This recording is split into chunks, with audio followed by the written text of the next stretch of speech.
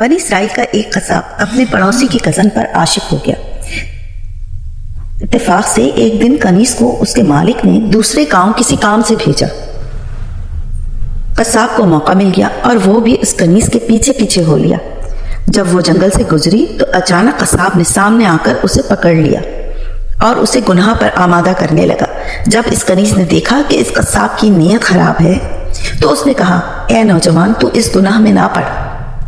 حقیقت یہ ہے کہ جتنا تو مجھ سے محبت کرتا ہے اس سے کہیں زیادہ میں تیری محبت میں گرفتار ہوں، لیکن مجھے اپنے مالک حقیقی عز و جل کا خوف ہے، اس گناہ کے ارتکاب سے روک رہا ہے۔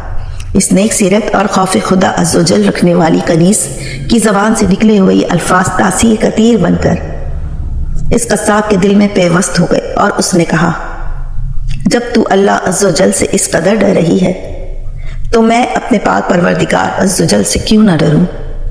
میں بھی تو اسی مالک عز و جل کا بندہ ہوں، جا تو بے خوف ہو کر چلی جا۔ اتنا کہنے کے بعد اس قصاب نے اپنے گناہوں سے سچی توبہ کی اور واپس پلٹ گیا۔ راستے میں اسے شدید پیاس محسوس ہوئی، لیکن اس ویران جنگل میں کہیں پانی کا دور دور تک کوئی نام و نشان نہ تھا۔ قریب تھا کہ گرمی اور پیاس کی شدت سے اس کا دم نکل جائے۔ اتنے میں اسے اس زمانے کے نبی کا ایک قاصد ملا۔ جب اس نے قصاب کی یہ حالت دیکھی تو پوچھا، تجھے کیا پریشانی ہے؟ قصاب نے کہا، مجھے سخت پیاس لگی ہے۔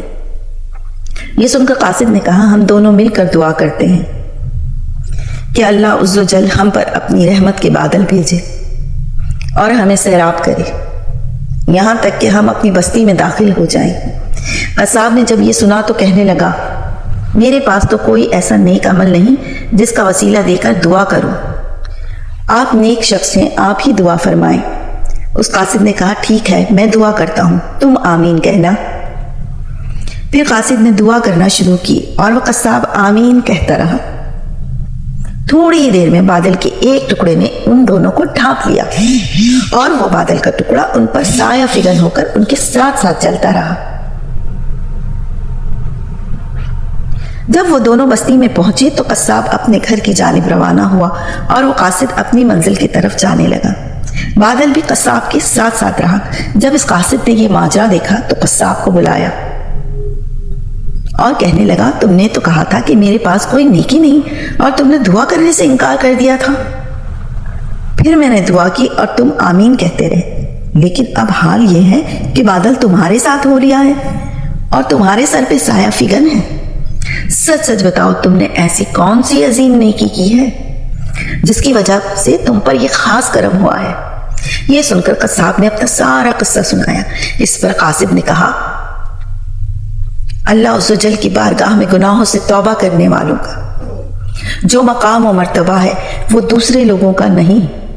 بے شک گناہ سرزد ہونا انسان ہونے کی دلیل ہے، مگر ان پر توبہ کر لینا مومن ہونے کی نشانی ہے۔ اللہ رب العزت ہمیں اپنے گناہوں پر توبہ کرنے کی توفیق عطا فرمائے، آمین ثم آمین۔ اچھے پیغام کو دوسروں تک پہنچانا صدقہ جاریہ ہے، لہٰذا ویڈیو کو لائک اور شیئر کیجیے اور اپنے خیالات کا اظہار کمنٹس میں ضرور کیجیے۔ ملیں گے نئی ویڈیو کے ساتھ، تب تک کے لیے اللہ نگہبان۔